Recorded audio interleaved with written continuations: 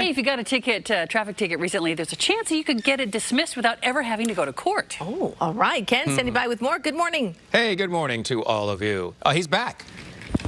And we're excited. It is Stephen F. Miller. So you were here the first time with Get Dismissed, all right? The first book that kind of talked about how we can get these tickets dismissed. And the one thing that you talked about that first time was the written declaration. Yeah. So that's how you can get the ticket dismissed without ever having to show up. You never have to go to court. As a matter of fact, a trial by declaration has been around since 1978. It's on the back of every ticket, and it's amazing how few people actually know about it. And all you need to do is put together a proper defense and send it to the court with the bail. They put it in their trust account. The judge sends their side of it to the officer. The officer has to respond, and then the judge renders the decision. It's an actual court trial, just in writing.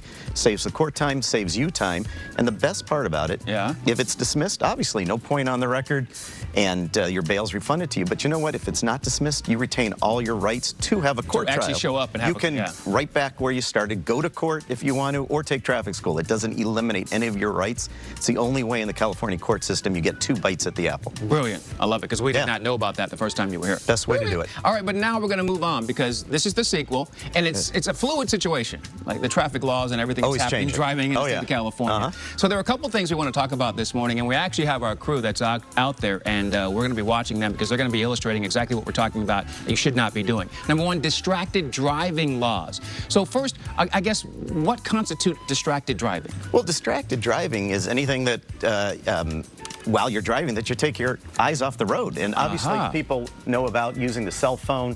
You know, people are doing social media. They're sharing things like in this picture here. She, you know, the woman in the back seat is showing her something. Could be a text, could be Facebook. That's a no-no. Yeah, you don't want to do that, no. And so do they have any is it difficult for them to prove distracted driving? Not anymore. The laws have changed quite a bit. As a matter of fact, about a year ago, the law changed where if you're going to use your cell phone, your mobile phone, while driving, it has to be mounted to the dashboard or to the window.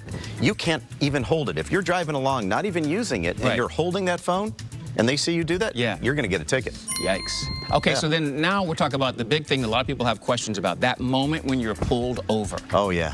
How do you behave when you are pulled over? What do you do when you're getting pulled over? First things first. Yeah, well, first thing, I mean, you get that adrenaline rush that goes through you. You're scared, you're frightened, you're frustrated, you don't know what to do.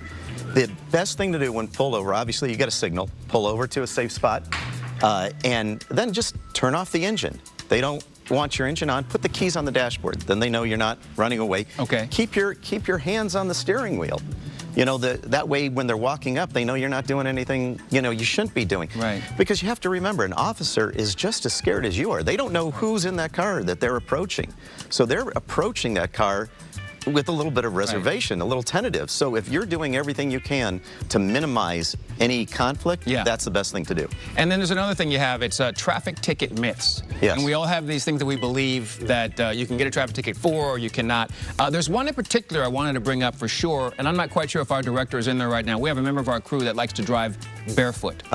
And one of the myths that we have says that you cannot drive barefoot in California? And that's a myth. You can? You can drive barefoot in California. You're not going to get a ticket for driving barefoot. Really? Yes. I don't know. I assumed that it was illegal because you wouldn't have complete control over the car and the pedals, or you might get your toe stuck in something. And think about something. You're wearing, some women wear open-toe shoes, and think about that could slip off. It's probably safer to drive barefoot than having a shoe slip off while you're driving. Tina, who knew? Tina's been right this whole time. This whole time she's been right. And then we had another one we were talking about, another myth that we were going to ask here as in your book here, page 117. Yeah. What were we talking about? I got a lot of on myths. the bike. Oh, yeah. If you get a ticket on your bike, does that go against your driving record? Well, first off, it's a real ticket. You have to deal with the ticket. However, the fortunate thing is it does not carry a point on your driving record. It's a non-point violation. But it is a real ticket. You got to deal with it. I love it. Stephen, always good to see you. So I know you're working on the next sequel now, because it's always changing. It's a trilogy. It's going to be a trilogy, and then we'll do the movie series. Exactly.